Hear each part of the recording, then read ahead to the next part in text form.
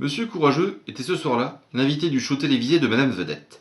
Monsieur Courageux, clamait Madame Vedette, vous venez de sauver Monsieur Petit qui était resté coincé en haut d'un arbre. C'est un acte de bravoure d'autant plus méritoire que tout le monde sait que vous êtes sujet au vertige.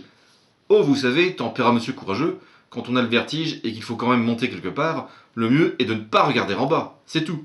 Et puis je ne pouvais pas laisser ce pauvre Monsieur Petit coincé dans cet arbre. Mais dites-moi, Monsieur Courageux, connaissez-vous la peur? Bien sûr, tout le monde connaît la peur. Il n'y a que les imbéciles qui ne connaissent pas la peur. Le vrai courage, c'est de savoir dominer sa peur. Le public applaudit à tout rompre ces paroles pleines de sagesse. Peu après l'émission, Monsieur Courageux reçut dans sa loge la visite de Monsieur Malpoli. Celui-ci entra sans frapper ni dire bonjour et déclara tout de go « Monsieur Courageux, ce que vous avez dit au cours de cette émission était fort intéressant.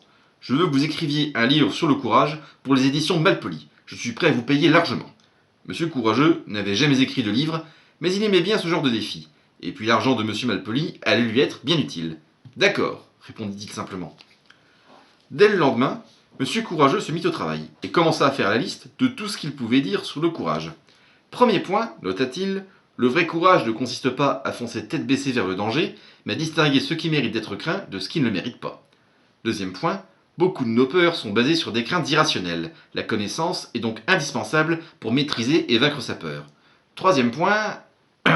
Qu'est-ce que je vais bien pouvoir mettre en troisième point? Il en était là de ses réflexions quand le téléphone sonna.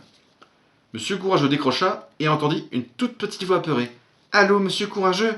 Ici Madame Petite. Nous avons un gros problème à la ferme. Chaque nuit, des poules sont mordues par un vampire. » Monsieur Courageux ne put s'empêcher de rire. « Allons, Madame Petite, tout le monde sait que les vampires n'existent pas. » « Mais je vous jure, Monsieur Courageux, chaque matin avec le fermier, nous trouvons au moins une poule avec 2 dents de vampire et 2 trous sur le cou. Je vous en supplie, venez nous aider. » Bon d'accord, j'arrive, finit par accepter Monsieur Courageux, plus troublé qu'il ne voulait bien l'admettre. Quand Monsieur Courageux arriva à la ferme, Madame Petite lui montra l'étendue des dégâts.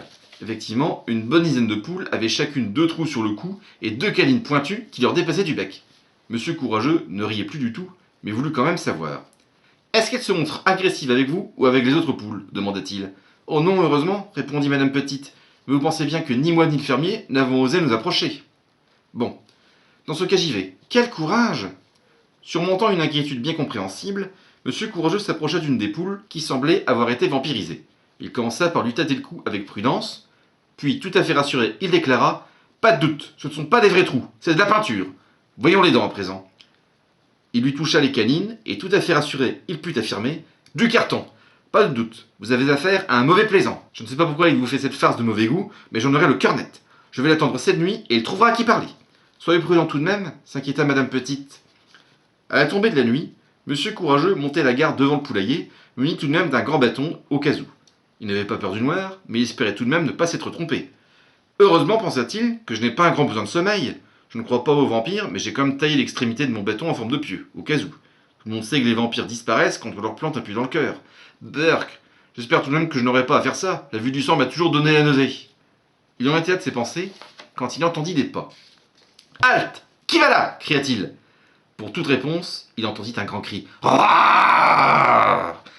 Arrêtez votre cinéma !» insista Monsieur Courageux. « Qui êtes-vous » Et il vit apparaître le vampire. Il portait un grand manteau, avait 2 grandes dents pointues qui lui dépassaient de la bouche et s'approchaient du poulailler.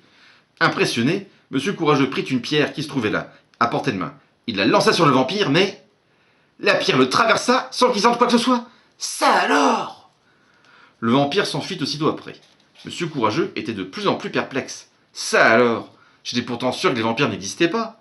Mais si ce n'est pas un vrai vampire, comment se fait-il qu'il n'ait rien senti quand je lui ai jeté la pierre? Il se demandait aussi quoi faire. Est-ce que je le poursuis ou non? J'ai promis à Madame Petite d'éclaircir le mystère, ce serait bête d'en rester là. Allez, je ne m'appelle pas Monsieur Courageux pour rien, et au pire, j'ai toujours mon pieu. Et il suivit le vampire en restant à distance respectable. Il finit par arriver jusqu'à un vieux château médiéval délabré. Le vampire venait de s'y cacher. Brrr, frissonna-t-il, ça ressemble quand même beaucoup à une demeure de vampire. Qui sait s'il n'est pas reparti uniquement parce qu'il craignait d'être encore dehors au lever du soleil. Bon, peu importe, j'y vais. Et Monsieur Courageux entra dans le château. Il y faisait froid, sombre et humide. Mais il distingua une lueur au fond d'un couloir. Il s'en approcha avec prudence, bien décidé à en finir avec cette histoire. Il arriva jusqu'à l'entrée d'une petite salle où il put voir, sans être vu, Monsieur Havard et Madame Terreur. Le vampire, en fait, c'était eux.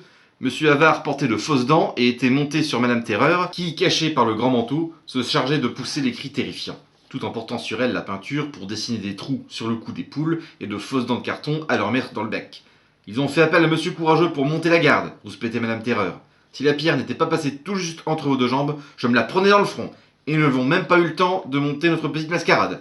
Bah, dit Monsieur Avare, tout Monsieur Courageux qu'il est, il n'osera pas affronter une seconde fois un vampire. Nous recommencerons autant de fois qu'il le faudra pour que le fermier prenne peur une fois pour toutes et accepte de me revendre sa ferme à un prix dérisoire. Monsieur Avare exagère, tu ne trouves pas? C'était aussi la vie de Monsieur Courageux. Je le savais bien que tout ça était l'œuvre de mauvais plaisants, pensa-t-il. C'est de là mérite une bonne leçon. Et sais-tu ce qu'il fit? Oui, c'est ça. Il s'empara des fausses dents de vampire de Monsieur Avare, les mit dans sa bouche et surgit dans la petite salle en criant d'une voix terrible: Maudit soyez-vous, insolent mortel! Vous osez vous moquer des vampires? Quittez immédiatement mon château et abandonnez votre plan infâme, sinon je vous emmènerai chez le diable! Monsieur Avare et Madame Terreur furent horrifiés et prirent la fuite sans demander leur reste. Le lendemain matin, Monsieur Courageux revint à la ferme et expliqua toute l'affaire à Madame Petite. Vous pouvez être tranquille maintenant, assura Monsieur Courageux. Ils n'oseront plus venir vous jouer ce vilain tour. Oh, merci, Monsieur Courageux, disait Madame Petite, pleine de gratitude. Sans votre courage, nous nous en serions jamais sortis. Si vous le dites, répondit-il modestement. Bon, je vous laisse, j'ai du travail qui m'attend chez moi. Une fois rentré chez lui, Monsieur Courageux reprit l'écriture du livre sur le courage qu'il avait promis à Monsieur Malpoli. Il était bien content, il venait de trouver le troisième point qu'il cherchait. Troisième point, écrivit-il, il ne faut pas perdre de vue qu'il y a beaucoup de choses que nous ignorons, et il ne faut pas avoir peur d'aller au-devant de la connaissance que nous ne possédons pas. En clair, être curieux est le premier pas pour devenir courageux. Je crois que Monsieur Curieux va aimer ce chapitre, dit-il en riant.